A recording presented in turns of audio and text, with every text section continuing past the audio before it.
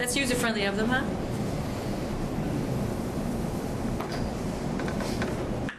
All right, any questions? Anything? Nope. All right. All right, Brandon, why don't you do first one? Sure. Young V7 on. This is a situation where a tenant was already living at a property and they had pets. I think it was 2 dogs. Before the owner got title to the property, there was no provision in the lease prior saying that there was no pets allowed. When the new owner got title to the property, he wanted to enforce the no pets rule. And the courts said that they could keep the dogs there.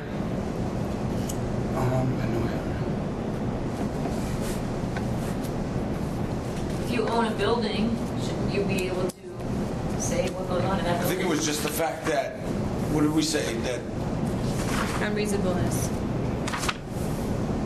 yeah, because they were living there before, it'd be unreasonable to kind of get rid of the dogs at the age they were at. And there was like, what was it? What did we say? Servitude? Yeah, there was that servitude. went along with. He bought the servitude when he bought the property. Yeah, and that was from the prior lease saying that didn't say they couldn't have pets. Right. So it still runs. Is that a common law, or is that a specific statute?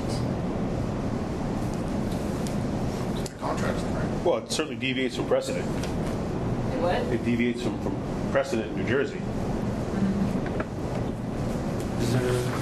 Well, there was the circumstances where there were older people living in a multi-dwelling with older dogs, and a new landlord came in and they found it unreasonable to take these. Plus, it was interesting because they actually allowed an expert to come in and testify what it would be like for these people to lose their pets, right? So that was different than what we've seen. That's right. Right. That's a step forward. That's right. Yep. Advocate for animals, but I believe here it says something that she could not consider the reasonableness of no pets because of the Terhune Courts, 170 New Jersey, Super Act 222. She correctly found that she was bound by the prior appellate authority. well, that case that you cited held that an outright ban on pets is reasonable. Yeah, that's why she couldn't use the reasonableness rule, correct? Why? That's what it said. If the court were following that, then This they also could get rid of the pets. This also deals with that the grantor can only give that thing, right? Former landlord could have conveyed his transferee no greater rights than he possessed. The purchaser was aware, the new landlord, that the Anti-Eviction Act permitted only reasonable changes in the lease. That's on page 553. And it says rather here that this trial judge considered to exercise original jurisdiction under R210-5 and render a complete determination of this matter, so they were taken into their own hands, I'm guessing. But what I'm saying is, what we're saying is this, could this apply in other courts, other jurisdictions, or is there something special about this one? About the law, the statute? Right. They talked about the factual testimony and the psychological, and the expert's testimony, Yeah. psychological effects. So they're saying, it's like- Granted, but you can get experts in any state. You could talk about that testimony anywhere. It did deviate from the precedent. You're right, Patrick, but do you know why? Well, there's an anti-eviction statute that New Jersey enacted. Yes. The language of that statute says that any changes to those leases, they must be reasonable. And so part of the expert testimony was to decide if the elimination of the pet allowance was a reasonable change in the lease after the transfer of the title to the property. And in this case, they said, no, this is unreasonable. And I thought that it was kind of cool that they had expert testimony about companionship with animals, and that they based the reasonableness on, psychologists saying, listen, there's companionship here, and there's a genuine companionship that it would be unreasonable for the new landlord to terminate. Yeah, it says unreasonable to enforce the Prior provision. to that statute, that's when you had Terhune and the other cases, a landlord could evict tenants for any reason whatsoever. So it's a little more. Didn't even need a basis. So you see compassion a little bit So in the now court. we have this statute on the books. In New Jersey, this is a New Jersey statute that changes that. That's why we have the reasonableness So no, this would not work in every jurisdiction. Unless there was a statute that said eviction must be done for purposes of, for, reasonable means as opposed to. Right. Shouldn't that be implied? Well, think. I mean, but with property law, I mean, going back 1,000 years, if you were the property owner, you were the property owner. You can do whatever. That's right. It's yours. I own a 3-family now, and it's definitely not that way in Massachusetts. It's definitely not. But I need to check my lease to see if there's no pets. Because right now it's verbal. No getting any pets, but obviously want something in writing. Yep.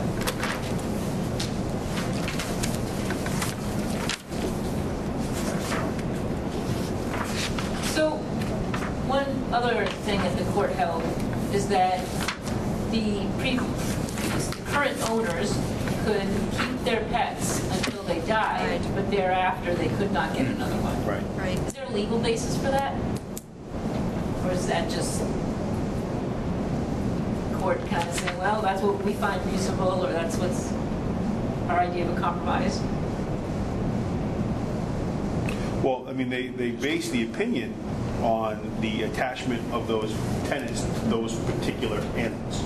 So it was a relationship that the court was recognizing between those people and those animals, as opposed to those people and all animals. Right. Mm-hmm. Okay.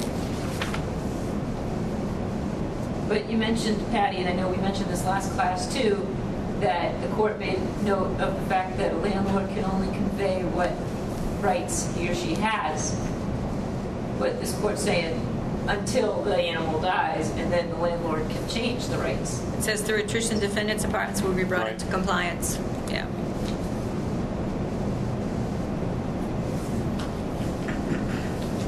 It says in the footnotes that there was 6 animals in there, and that one of the defendants owned a fish, which the plaintiff demanded to be removed as well. Interesting. No kidding. A lot of places have no I didn't water read beds, that. no fish tanks, right? 'Cause if Well, we'll get to that in isn't the next case that deals with that? oh yeah, the that's condos. Condos. Yeah. That's the cats. Yeah. But it makes mention of that, right? Birds, there's the sun doesn't. Oh, the dissent, yeah. So what happened in that one? Fred, Patty, Patrick. So this is a woman here that has 3 cats in her condominium, and the condo association says no cats. And her argument is that she should be able to keep her cats because they're inside, they're not outside cats, they don't bother anybody else. And that Does that argument make sense? Is that logical? And they could have other reasons for not wanting cats like condos, other than, I don't know, maybe they're like the hair is going to get You you have cats, ventilation. and someone else wants this. But if the animal is confined to your 4 walls and you own that space inside those 4 walls, you should be able to have It's some. not right. I think you share, well, I mean, you own the 4 walls, but you also share those walls with other people in the condo association, so I mean. On cats the like- inside walls, you don't. I understand, but like that wall, this is your place, this is their place. So if the cat's scratching, or if there's like, I don't know, hair goes to the vents, or I mean, I'm sure there's things that could affect potentially other people in your condo association. Well, they talk Like a about. baby crying. They talk about a common interest form of real property. Okay, go ahead. The reason this case is different is because they, first of all, the stipulation was in the forms that she signed. Second of all, it talks about a common interest form of real property ownership. In other words, the terms of ownership of the property are different because there are multiple dwellings. So it has to apply, whatever the lease or whatever she signed, has to apply to all the units. Because if they allow her to have cats and the person next door will have a cat, and then all the rules will be broken. So it's a way to keep order. And But if you're owning it, if you own the condo and you own the space inside the 4 walls, and it's your property, and your tangible possessions are your property, which we know includes animals, shouldn't you, if you're not encroaching on anyone else's space, dogs have to be walked, dogs have to go outside, but cats never have to leave inside. Shouldn't she and all the other tenants, or not tenants, but all the other condo owners, shouldn't they have a right to keep cats in there then? I have a note in the side that says recorded use restriction. In other words, it is what it is. It's recorded and she signed it, so you're bound by it. No, I definitely thought it was weird when I was reading it. I'm like, she owns this. It's not like a rented property.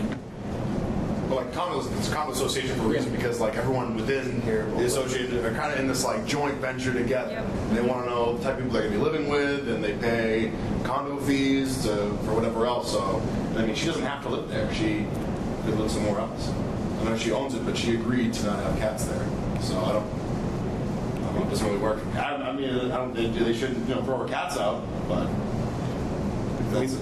This one definitely tilts more towards sort of classic property law, where Right. it is what it is. It was in the document. You That's signed the right. document. You own it. As a matter of fact, I mean, there was even a little bit of leeway because California law did allow, for the enforcement based upon a form of reasonableness, but it was reasonableness of applying the restriction against everyone in the condominium association as opposed to applying it to not enforcing it at all. And so it wasn't reasonable to enforce it against the entire condominium association. And in this case, they said yes, because again, it was tilting more towards the property piece of it. But the very lengthy dissent talked about, reasonableness is more than just reasonableness of enforcing restriction. The reasonableness should measure sort of all forms of reasonableness. So is it reasonable to deprive a person of the companionship of an animal like that? I mean, that's a measure of reasonableness that should be part of this reasonableness discussion, even though it wasn't expressly stated in the legislation in California, which I thought was interesting. Which is That's the discussion. That's kind of where I'm steering this. I understand this is black and white. It is property law. She signed it. She's out of luck. Right. But what I'm trying to get you guys to look at is this a reasonable blanket restriction for an animal that doesn't make noise? Okay, may scratch, but it's going to scratch the owner's belongings and doesn't leave the enclosed unit. So if I want to buy a condo and I hate cats, cats are the worst things ever. You can't stand them. I don't want to be near them. I don't want to look at them. I don't think about them. I find this condo association that doesn't allow cats. Right. So then I buy my house there. It happens to be. You're talking about property law again. I know. I understand. I'm trying to go away from this case a little bit. Yes, you're right. If there's a restriction on cats, you cannot just break it. I'm talking about, is the restriction itself reasonable? So you're right. If you go in there and under a certain pretense and then it changes, that's different. Nice or so. But I think they're both reasonable, the first case and the second case. And the conditions are different. The first case is reasonable because of the situation. These people have lived there for years. They moved in, they could have pets. Somebody bought the property and said, no, you can't have pets. The second one, she moved in. Right. She knew she couldn't have pets. So it is reasonable. But I'm not talking about that. The outcomes are reasonable. The results Right. are reasonable. Right. We can agree with the result. What I'm You're just saying looking at as the restriction itself is a ban on indoor cats reasonable. I think it's a little unreasonable. Okay, why? No, I think it's reasonable. Go ahead. I have 2 cats myself, and like you said, they're basically confined and they take care of themselves. They do everything themselves. Like you said, if it's not affecting an external source and not bothering anybody, I think it's a little unreasonable. Because like we just talked about the fish tank, if you have a fish, is that really bothering anybody? But it's a pet that you have within. They don't really make that much noise, so I'm looking at it like, I think it's a little unreasonable. Like you said, you have to go out and walk the dog. This is confined to your space, so it's personal choice at that point. It's property. You have property just like anything else. What about 37 cats? It might be a little excessive. There's some hoarding. What's the difference between that, 37 cats and 1 or 2 Oh, cats? strike that. What about 6 cats? 6. Okay, what's the difference between 6 and 1 or 2? If there is a difference. I don't know. What is the difference? I mean, so Space of the. so let's say, for example, or what if you have someone who has 2 cats and doesn't bother Cleaning up litter box training? I know. Right. So now we have a condominium association that in its founding documents wanted to avoid, perhaps they had past experience for whatever reason, they wanted to avoid having to adjudicate,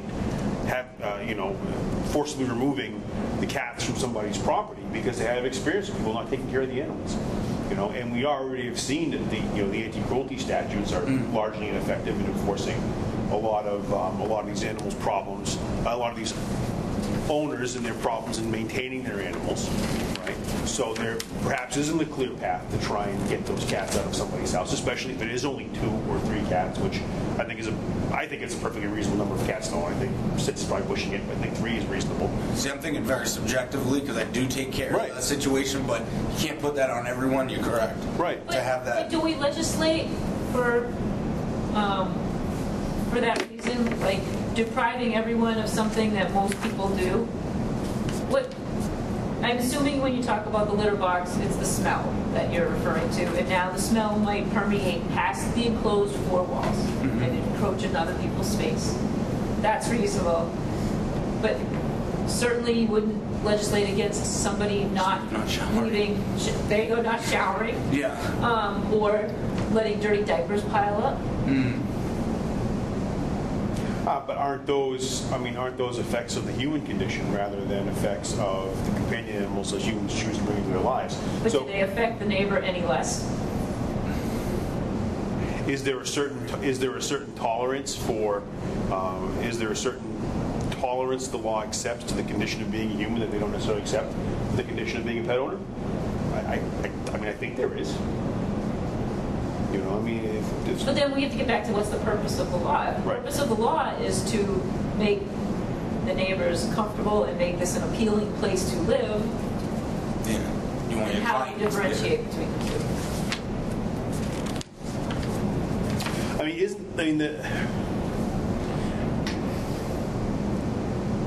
If someone wants to keep 10 cats, right, they should probably buy a single-family residence somewhere.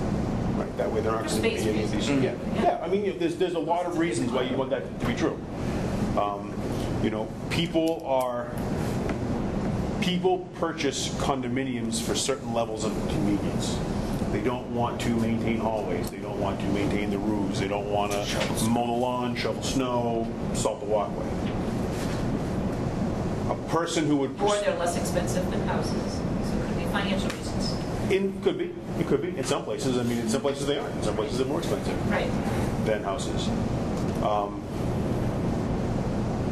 So what if the person who put together this condo association, who bought the land and rents out the properties, or the association itself has decided that these pets aren't going to be allowed because the potential for inconveniencing those other people who have a right to quiet enjoyment of their own property is too expensive for the condo association to adjudicate. They'd have to raise rates. They'd have to have a fund just in case someone needed to evict somebody with animals. I don't know. I could tilt either way on this. I really could. Because if it's 2 cats, this is foolishness. Over 2 cats, this is foolish. The lady should be allowed to keep her 2 cats. But it's not the 2 cats that you have to worry about. It's the people that don't take care of the cats. It's the people that have 25 cats. It's when people, and we all know people have a penchant for not acting like reasonable people. It's for when they step outside of that. And so, at what point do you have someone who bought a condo, who has enough money to spend as much as they want in legal fees to defend against this condo association? And now the condo association goes bankrupt or has to raise fees, so it's now no longer affordable for a person who purchased a piece of property to continue to live there because they're not paying $100 a month in condo fees. Now they have to pay $700 a month in condo fees for a legal defense fund. So I don't know. So if there's 530 units and each person had 2 cats, how many cats would that be? 530? 1,060? So would you like to live in a house with 1,060 cats if you didn't want a cat? So going back to, Fred said I bought the building because I hate cats, and now I got over 1,000 cats in the building. Yeah. So think about that. But that's changing the facts a little bit. That's saying that there's already a rule in place. There is a rule in place. I know, which we're not disputing, is the right outcome when there's a rule in place. What I'm saying is, should there be a rule in place to start with? And I think there is because of the 530 units. You could put limits. Yeah, just like people do with the dogs, like certain comms and. Yep. I think as long as there's a compelling interest to not allow cats, that's fine. If you look at it as like a condo association, that they don't want people in the conversation to live like next to a crazy cat lady with 100,000 cats. And I think that's why they don't want people to be scared to buy one because my property value is going to go down because you have this horrible neighbor and no one's going to buy the place. So I think that's a compelling interest enough to say no cats, ban on cats. think as long as there's an interest, if you want to take it outside like a condo, like the town wants to ban cats because there's like a cat flu or something, or cats are causing a problem. As long as there's a compelling enough interest, I think the ban on any companion animal is fine. Well, if you're talking about con law, compelling is Well, I mean, yeah, all right. under strict scrutiny, then you have the least restrictive means, and I would suggest that putting a limit as to 1 cat per unit or 2 cats per unit accomplishes both. You don't have 100 cats in 1 unit. That's true. That- Or cats per square feet or something. Yeah. Okay, I see that. And Patty, to your point, if you say, well, somebody doesn't want 1,060 Right. cats, that's assuming that every single unit's going to Have a 2 cat. cats. And the people that would be buying those units would have knowledge of the fact that cats are allowed. But aren't Well, these... that's the whole, Yeah. she knew the cats weren't allowed. That's, She said she did. Meh. She said she did. But I think, isn't it though? I mean, aren't agreements like this drafted not for the behavior of a reasonable person, but for the outliers? You know, the headaches that arise when you get someone who acts like, I mean, people act wacky, and so it's the people, and it's usually the wackiest people that are most adamant in defending what they believe their rights to be. And so, you know, this type of this.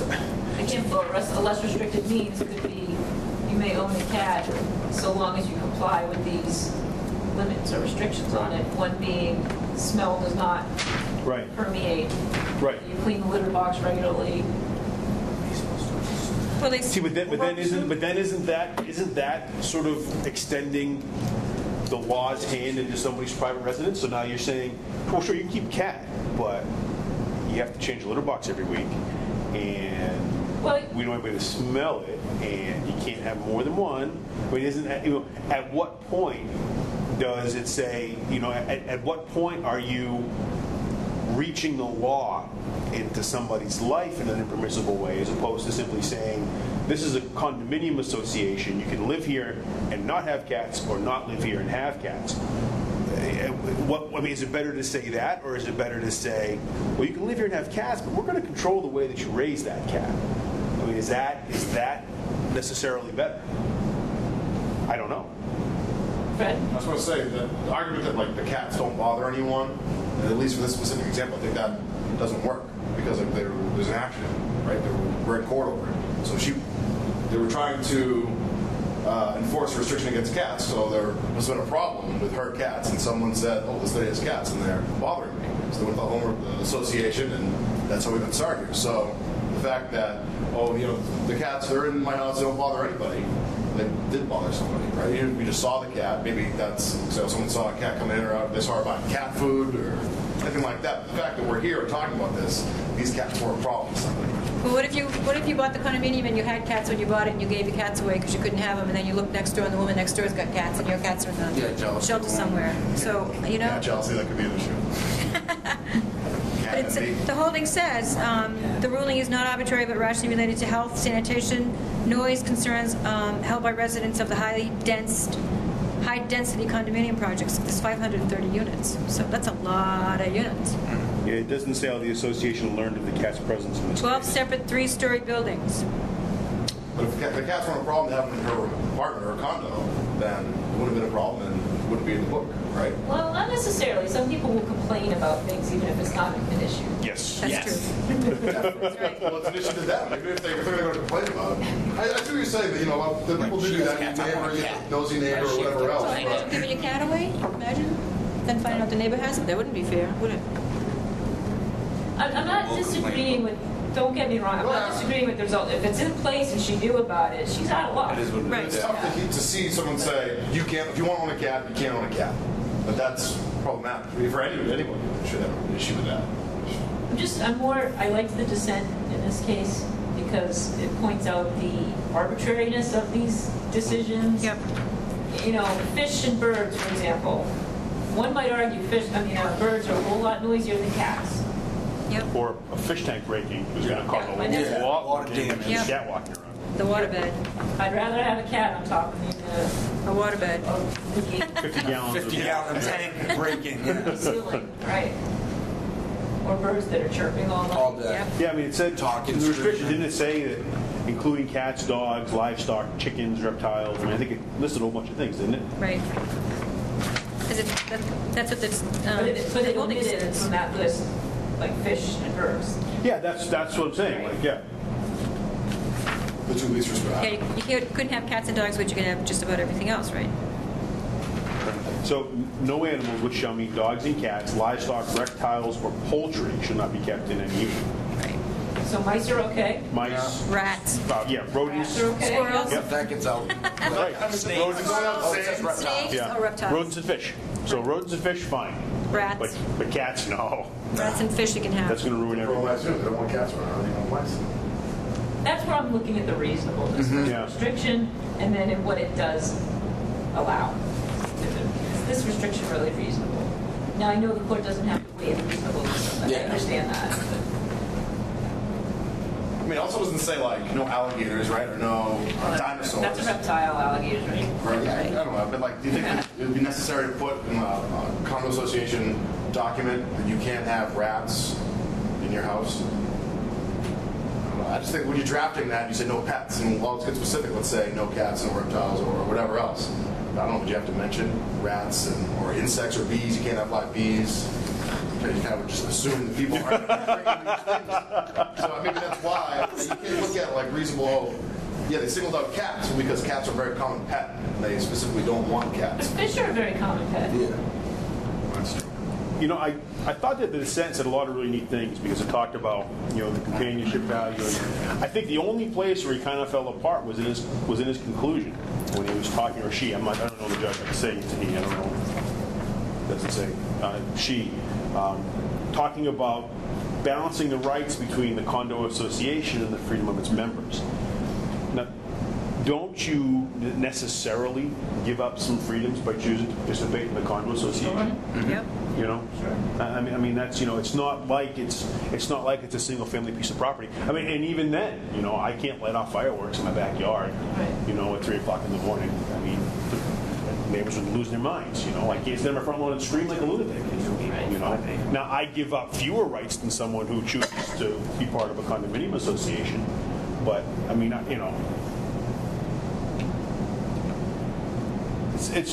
It's very tricky. There's a lot of little pieces to this that I think are sort of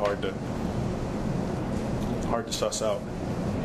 What is interesting is that they're legislating against certain types of property because animals at the end of the day are still property. If you were told you couldn't have a flat screen TV in your condo, you would lose your mind. And that's another huge part of the argument. So, all of these cases, they're saying, well, the animal's personal property, so hey, you can't. But now they're also, it's personal property, so we're going to treat it like property. So, we're not going to split it up. We're not going to create visitation rights. We're not going to do all this stuff. Yeah. They don't give it to you when they can, and they give it to you. Right. You don't Yeah. want So when it's convenient, Right. animals are personal property, and when it's not convenient, animals are More than that. right. Yeah, when Something more when than they want to make a personal strong point on Yeah. something, yeah. property. Yeah. Right. That's good. Definitely. All right, so on to our family law. Houseman v. Dare. I have to admit, not this case, the next one, like the 1942 decision. Oh, yeah. As soon as I started reading it, I stopped. I'm sorry, I didn't read the case. I can't stand those decisions. The Which one? This one mile, here? the 375 word paragraphs, we're talking like poetry. It's like frustrated writers. Poetry. This was a rant more than it was. Yeah. Which, House and Deer? He's talking about acres and cellars. Yeah. Oh, okay. Look at this. This is ridiculous. I mean, this is just. I'm sorry. That's why we teach concise writing. It's nonsense. I mean, that decision was nonsense. It was total complete nonsense. So do this one then, Patrick. Okay. So this is a couple breaks up, and one person believes that the family dog was meant to be her property by oral agreement. The other person keeps the dog.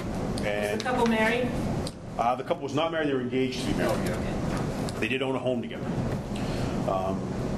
So there's testimony in court, and the court believes her testimony. And it says, yeah, we believe that there was an oral agreement that you were supposed to keep that dog, but we can't order. This isn't an oral contract that we can order specific performance on, because the remedy of specific performance is not available to a pet, to a piece of property. And so instead, they found for the value of the dog, which is like $1,500. And so the court held So the appellate court looked at it and said that the remedy of specific performance on an oral contract is available here. That normally such a resolution, such a remedy is reserved to property like heirlooms. And the court below, in the appellate court, saw no reason why an emotional connection with an animal should be treated any differently than an emotional connection with a piece of property that had sentimental value because it was associated with a person. And so, therefore, in order of specific performance, if it were to apply to heirlooms because of the personal value of that, then it could also apply to a family pet. Yep, exactly. And to award the dog to him would be rewarding his breach. Right. Do you agree with the decision? I absolutely agree with this. Absolutely. I absolutely do. Because, in all this, and I sort of came to this conclusion like the third weekend, where, there needs to be some sort of a companionship status afforded to these animals. Because it's not like, I could make it very clear, I think I can make a very good argument that the value of a pet is even more important than that of an heirloom, because there's only a short duration where you can enjoy it. Whereas an heirloom is an inanimate object that you can have forever, And so, it only makes sense that if we are going to allow a special connection to exist between a person and a piece of property, then that special connection should recognize the companionship status that so many courts have written about in the past, and that so many other cases have recognized as existing, whether they create a remedy for it or not. So, this was a slam dunk to me. Okay. And the fact. No, I was just going to say, in the fact that they had the oral agreement, and he said it a couple different times, took the dog on visitation, brought it back, and then basically stole it and was a conversion. Take the property, use it as your own. Just wasn't the right way, and said he wouldn't give it back, basically, until we go to court. I think that's, especially when you say you'll give it up as part of an agreement. Courts want out of court, agreements to be made, so that people can settle disputes themselves. Yep. And he just went about it by taking it just the wrong way. And didn't they say that he was supposed to pay $1,500 to her? Is that the first decision? Yes. Yep. So that he could keep the dog. And if you read the note that follows, the court found that Dexter's joint property, and actually, without saying the word custody because it's still property of Applies to the kids, child, right. awarded visitation, Right. which is rare. So Acres v. Sellers, I'll do that one. Okay. Since Patrick doesn't like it. I hate it. It's a 19. It's a 19. Yeah, you want Total nonsense. No, I can sit in the room. It's short. It was a 1944 case. It involved ownership and possession of a Boston Bull Terrier, which was worth about $25. The couple, it was a married couple who divorced. The couple had no children. The wife got the house and the dog, and the husband didn't want the wife to have the dog. And the court basically said, we find evidence tending to prove the dog in controversy was first given to the wife by the husband, and then also the decision might have been for the husband, but he failed to show up sufficient interest in the controversy of the subject to file an answer, so he didn't even protest it. So even though he said he wanted it, so It is. the court said he gave it to her, so she owned it's it. right, and he didn't fight it. So there you go. No, the court said it is apparent that he is now about to enter the mellow years when those qualities most to be desired in a dog are at their feet. And the natural springtime inclination to roam, common to all males of whatever species, is on the wane. Oh, wait a minute. Nonsense. The parties Absolutely to nonsense. the You know what I litigation. equate this to is those people who like to talk just to hear them. Right. No, the best one is we conclude from the record that the union was not blessed with children, but some 7 years ago came into their lives a Boston Terrier with the subject. Well, I know they glorified the dog like this Boston Terrier. I'm surprised they're talking about the dog's noble haunches. I mean, this is, come That is funny, yeah. on. Nonsense. All right, Brandon, back to you for Bennett v. Bennett. Guy's Yeah, name it's is a Crumb situation where there was a husband and wife that were divorced, getting divorced. These are all breakups. Yeah, breakups, and the trial court awarded the ex-wife visitation rights for the dog. The appellate court basically said, while a dog may be considered to many as a family member of the family, under Florida law, animals are considered personal property, so there's no authority which provides for a trial court to grant custody of visitations pertaining to personal property. That's right, and why was this court unwilling to do that anyway? Because the lower court did, right? The lower court did, yeah. So why was this court unwilling to let that be? So determinations as to custody and visitation lead to continuing enforcement and supervision problems. Yeah. Yeah. They didn't want to have to deal with the enforcement and coming back into court. Practically, yeah. Yep. Do you agree with the decision?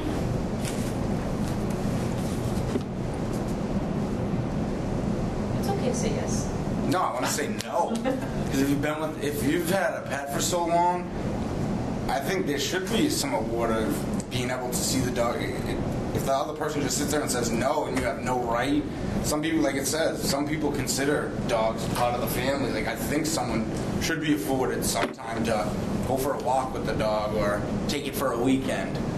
I'm sure usually people can make some oral agreement on that, but obviously it can't be through the courts because it's personal property. But I think there should be a award of some visitation, right? Even if it might mean going back into court. Yeah. Trying to enforce it. Some people get really attached to the animals, and it's only fair. Just like it said, the trial court was trying to be fair and reasonable in the situation, but I definitely think people should be afforded some right. No Fred, no rights? Why not?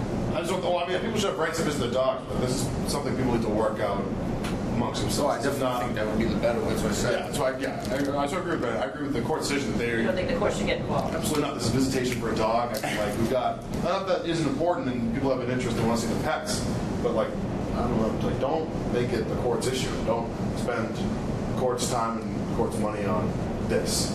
You can put it in prenups, right? But it's okay to go to court over a toaster or a... Oh. Well, I mean, if you want money for the toaster someone stole from you, but not if you want to visit the toaster, every third weekend for the next 6 years until the toaster doesn't work anymore. I think that would be absurd. Yeah, I really do agree with this result because I think, there is enough difficulty in the law in enforcing children's visitation rights. Yeah. I think that if the parties can equitably agree to a visitation right, then that's an order, then that's something that the court should enforce. So if they say, listen, you can have the dog this week, I'll have the dog next week, you can have it the Christmas. If the parties agree to that independently, and then the court takes that and it accepts that and then enforces it, I think that's different than the court ordering visitation rights based upon somebody's request. So if you want visitation rights, then you can't have the toaster. You have to give me the toaster, and then you can have visitation rights, and that's something that the attorneys hammer out because they're both getting paid for it. Because when the court decides it, we all pay for it, and that's right. You know what I mean? There's But even if they agree to it at that moment, there still could be the issue of enforcement of somebody. right. A little bit of breach of contract. But then you're not enforcing the person's visitation, you're enforcing the performance of the agreement. Right. Which is a different. Courts enforce Just like in agreements the last all the time. case, specific performance they enforced it, Yeah. of the oral agreement. I agree with you. It's a contract is just a contract. So don't make it like a animal family law issue. Let's not create like an family law court. Well, you can do a prenup, Yeah, that'd be like enforcement. Like the Yeah, people that exactly. were married, they should have done a prenup. I get the dog, you get the house, or you get the cat, and I get the dog. A lot of times they get the animal after they're married, though. That's true. Well, then they could do a separation agreement, right? Can't they do that? It's not very if we romantic. should- You're buying a puppy for your wife. You're buying Yeah, and Sit that's down and what hammer out the I'm saying, separation agreement. and divorce. Oh, I didn't hear agree on that. something. That's right. That's right. Yeah. Because it just, The dog just can't just go to court and say, like, we don't know what to do with this dog. We got to right, figure something out. right, You know? exactly. That's right. That's. I don't think that's Take that reasonable to a lawyer behavior. or a And mediator, somebody else needs to deal with that. Right. You can't deal with that with your estranged. they should be paying their attorneys to argue out who gets to have custody of the dog. I really do believe that. And then the court should enforce whatever their agreement is. And if they can't, with the full knowledge that if they can't reach an agreement, then the court is going to decide who the dog goes to, and that's it. And it's done. Just like it would if it was a toaster. Just because, family law is so sticky. It's so much trouble. These visitation rights are so much trouble. And, you read the police blotter, and, someone showed up at the police station because they went to pick up their child, and the mother wouldn't allow the child to leave the home. And so now, It's a mess. And then the police go and they show up, and so maybe someone's robbing a bank, and now the police are, at somebody's house trying to enforce a custody. He said daytime calls are family-oriented, pretty consistent. Yeah. I guess I'm struggling, Patrick, to find the fine distinction between coming to the court with an agreement in place, but you're still okay that the court can force it if there are issues later, that it should still be hauled back to the court if they're not carrying it out. And not having an agreement, you're fine to not have an agreement over the toaster, but that's an issue, which I consider more frivolous.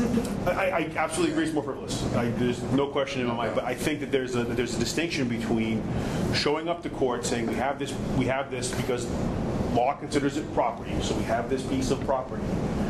This property has sentimental value. We both have an emotional attachment to it. And so we've decided that these are what the terms are going to be. And that is some point of bargaining. I mean, the court should be encouraging, dissolution of these living arrangements in a practical, sensible manner where these things are settled between the two parties as opposed to having to come to court and fight about it. And so I think the court should discourage people from coming in and creating a case in chief over the visitation rights of a dog and say, listen, this is what the court is going to do. The court's going to, would it be a toaster or a retirement fund? It's going to treat it as a piece of property, and then we're just going to split it. So don't come to us with this because you're not going to get the result that you want. You have an opportunity to behave like a responsible, reasonable person and an adult, and to dissolve this union that you yourselves created in an equitable manner. So when you come to the court, you can present us with this, and then you don't have to litigate over it. And I think that that's what people should be encouraged to. So that's where I think the distinction is. I think it has less to do with the status of the animal and more to do with efficiency in the court system to try and encourage people to work these things out before they even show up in court. Yeah, but what she's saying is basically you could have an oral in place, and then you come in and they enforce it, and then someone breaks it during it, so you're back in court. Right. It's a contract. That's a dispute on a contract. Then it's a breach. Breach of contract, right? Then it's a breach. I mean, there's an agreement that was reached. It was, so ordered by the court, and the person didn't perform. And that's different. That's something that the court has to be involved in because people have to follow what the court's orders are. So that's not an efficiency problem. That's saying to society in general, listen, you reached an agreement, the court ordered it. That's binding, and you have to perform now.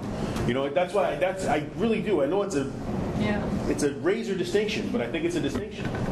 Just not getting the result you want if they do have to come back and have the court set it up. But I think you deter. There's so many possible situations where they might just come in and force the court to deal with it. I just think that the law is not a scalpel. I don't think it's a hammer, but I don't think it's a scalpel either. That's the Solomon baby thing. And I think, and so, you can't dissect each of these issues. There needs to be an inducement for people to behave in a reasonable manner when they're dissolving these relationships. I mean, some of these, like the husband and Dare, they weren't even married. This wasn't even joint property. I don't know if they have common law marriage or they were together long enough or whatever it was, but well, they had registered the dog jointly, so in both of their names, yeah. Right. But I mean, maybe that's what the husband and Dare case should have turned on. I don't want to go back, but I don't know. I think it's a razor distinction, but I think it's a very important one. I think, for the purpose. What's that? The first thing that they teach you? It's like in the first day of law school that they teach you that there's, you can either get the right result every time with a huge expense of time and resources, or you can get, the wrong result more often than not with no expenditure of resources. And the adversarial system is supposed to find that balance in between where we're expending the right amount of resources and getting the right amount of right results. And I feel that that's kind of what you're trying to find in some of these cases. When I was working my master's, I had to do a project on public defenders, and I interviewed this guy who's been a public defender forever. But I also had to go and watch court for so many days, so many cases. And he, when I was interviewing, he said, he was an older gentleman. He was just about to retire. He said, I went to court this morning. He said, and I got, how they're assigned cases. He said, and I got assigned a case. And he said, I'm looking at that name, and I'm thinking, wow, I know that name. He said, I went back to my files. He said, I opened my files, I looked, and he said, I've represented the mother, the father, the brother, like 4 other people in the family. And he said, court isn't just about right and wrong and justice. He said, people come to court to get their life straightened out. And this is they reach a point where they can't. Who's going to own the dog? So they come to court with these sometimes ridiculous things because they need court to say yes or no. And it's just, sometimes it's just dumb. It is the toaster. It's just, but it's our system. Yeah. I feel like in situations like that, hammer's no good, scalpel's no good, maybe like a cleaver or something is good. That's why you know they what I come. mean? It's a Well, that's why they come. They come because they're at that point where they're going to take the Solomon baby. Right. It's a clean cut, but they're in big pieces. Right. You know what I mean? I mean that seems like it makes just from an efficiency standpoint. I mean, look how bogged down the courts are. Well, even when you take family law, you read some of those cases and you just kind of go, oh my God, it's just It's wicked. brutal. It's wicked. Yeah, it really even is. the juvenile, it's just wicked, really. Arrington v. Arrington. My turn? Yeah. So this is 1981, and the court in Texas here seems a little ahead of their time, where they're talking about, I don't know if they're honestly, I thought this guy was like being fun. Yep. They're making a joke of it. But, so this is again a divorce, and there isn't really an issue here, it seems like. The man bought the dog for the woman, became divorced, and it seems like he was being able to visit the dog as he wanted to, and everything was okay. But he was not appointed with the title of managing conservator, which is what, like a guardian, or like the... Of money. Conservator. Okay, so I was going to look it up, but I didn't just look it up. So he wanted to be that, which they said only applied for human children, not canine. So it didn't apply here, and sorry. But I don't really understand. I don't know if it was in the notes or somewhere else, but I don't really know why it got. I mean, is there like another benefit for the dog that he's going to have that? Or? That he's going to have what? Oh, be the conservator. Yeah, if he's named the conservator, what's he getting out of that? Is it? Well, this court upheld the visitation. Yes, but, Right. but there wasn't a problem. I thought there wasn't an issue with the visitation. He It was wasn't the complaining conservator. about Right. Right. Yeah, the husband was trying to be the conservator. Conservator. Yeah. And the conservator acts as, well, what's the benefit for that? Because he wasn't suing because he couldn't see his dog, right? Yeah, just wanted to manage the financial, whatever finance, dog. The dog food. You wanted to mention the dog. Yeah. Yeah. See, now, this one makes a lot more sense to me. The parties agreed in court that this is what the visitation right's going to be. We brought this to the court, Your Honor, we will agree to this. The judge is okay, so ordered, and it's it. And they don't do it, then now it's a different issue. But I think this is encouraging people to be reasonable. That's why I think it's distinguished from the Bennett v. Bennett, because they're saying, oh, we don't know what to do with the dog, and I want the dog, and he wants the dog, and in this one they're saying, listen, okay, so we have this dog, we both love this dog, we both want to spend time with this dog. We both agree that this is okay, and I gave him the big screen TV, and he gave me the espresso maker, and we worked this out. And I'm not trying to lower the animal because I do think that animals have a higher status than property. I'm not trying to lower it, but I'm saying that they're more. If we're going to create a continuum, I would say with property here and humans here, I mean the pets are on the human side of the property, but they're not that far away. Because I mean, what is the court trying to enforce? It's trying to enforce the person's connection to the animal. I think that has a status that the court should protect. That's something that's very real. So I don't know that it's necessarily elevating the animal itself. It's saying that the animal has a special status, and because it has special status, you two should work with one another to get yourselves to a place where you can responsibly treat this animal and take part in its life, because that's what you both want, and that's what's in your best interest, like Solomon cutting the baby. I don't know. I think I like this result. I think it's a decent result. Okay. And actually, 1981, I should have looked at the date before I answered. The conservator was essentially a guardian then. Oh, okay. It's only now in his name that they've separated. He wanted to be in control of the Yeah. agreement. The dog. Yeah. All right, Patty, what is the holding in Ray marriage of Stewart? The couple was married. They divorced. The ex-wife contended that the property division was inequitable and that she should have been awarded alimony and also awarded the dog. She felt she should be awarded the dog because the ex-husband had given the dog to her for Christmas, but when they were separated, the dog remained with Jay, the ex-husband. So the trial court found that the custody should stay with the ex-husband, and they also stated the dog is personal property, and the decision, she wanted to base the decision on the best interest of the pet, and the court said, nope, we'll go in with the property, and so they left, they didn't disturb it, they left. So that's what this case stands for, that the court does not have to consider the best interest Of the pet, right. Yeah. Do you agree or disagree? Well, it's sort of like the case that we just talked about, where possession, which They talk about postman and dare. They talk about possession is for the dog because it's property and custody is for the kid. So I think this case is right. So the court shouldn't have to determine the best interest? Well, unless the dog was being abused by one partner, yes. Okay, so Yeah, the that would be court different. does have to consider That would the be interest different. of the animal to some extent. Right, if she picked it up for visitation and the dog was in tough shape, then yes, because it's animal abuse. Okay. That's like, you can be prosecuted under the cruelty statute if you're being cruel to the animal. If you're doing it like that, but this is involved with like the separation of the marital assets.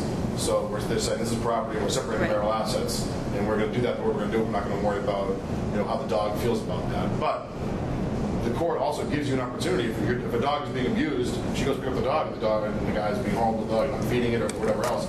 She can take the dog, or have animal control, or the sheriff come over there and take the dog away from him. So the courts do a lot of that. So the courts do have an interest in the dog's well-being.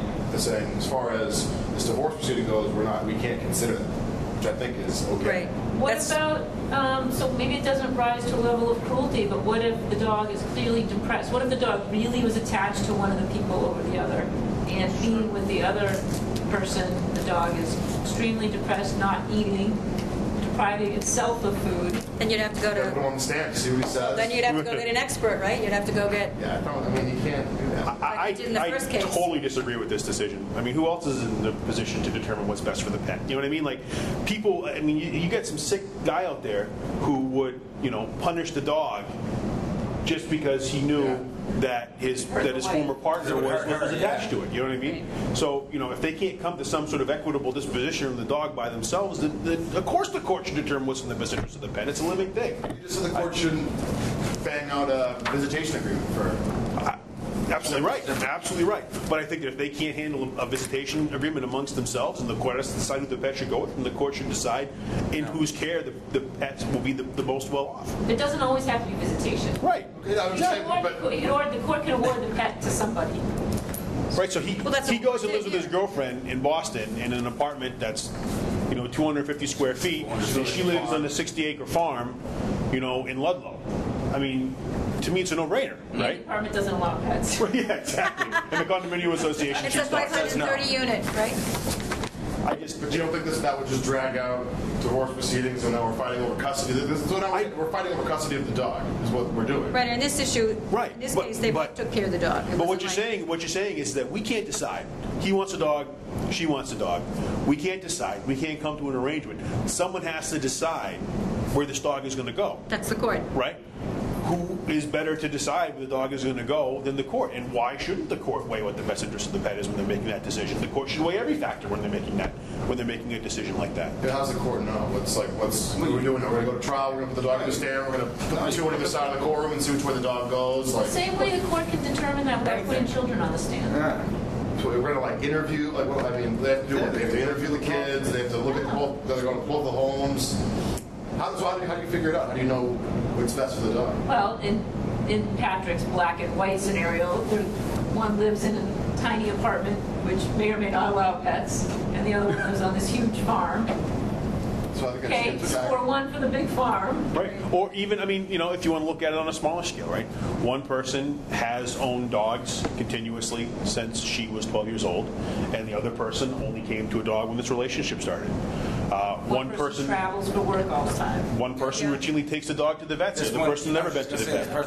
One person has a relationship with the kennel. The other person has no relationship with the kennel. I agree with you, but I think that in the black and white cases where it's like there's a bad guy and a good guy, then obviously I don't want the dog to go to the bad guy. That's going to be mean to the dog. But if both people want the dog, both people have an interest in the dog, both people could probably take care of the dog. I think the court's right when they say we don't have to. What do they say? Well, we say no reason. The last line, Fred. That we find no reason to disturb the trial court's decision on the award of the dog. In other words, maybe they did look at the best interest of the dog, and maybe the best interest was They didn't want to throw. take the dog out of where he was. See, and if they just wrote that, then I wouldn't necessarily have a problem with the decision. It's the line before that, Property. where we do not have to determine the best interest of the pet. If they said, look, we're not going to overturn the court below because they did the finding of fact, and they did it is what it is, Right. But the fact that they say, listen, we're not going to worry about the pet, so that's why we're not going to overrule the court below. I mean, that sucks. That's a terrible reason Had to throw that in. Yeah. You know what I mean? I don't know. That's why you sit well with me. I agree with you. No, but again, maybe they did it for the best reason of the. We find no reason to disturb the dog. Does go to work with the husband, and so maybe the That's what I dog. said, the But trial the court did whole all law, the holding of this case Right. states that you do not have to consider it. Right, the That's best the interest key. of the child. Is the Court of Appeals in Iowa, is that Yeah. like the Supreme Court, or is that like our case? I have no idea. You know what I mean? So I mean, this is binding law now. Now someone's going to write a brief that says, the Courts don't law follow in Iowa says that we don't have to determine the best interest in pets. Bang, that's Right. done. So I don't know if this was careless decision writing or if, I mean, I don't know. Yeah. But I thought it was crappy. Yeah, I think it's okay.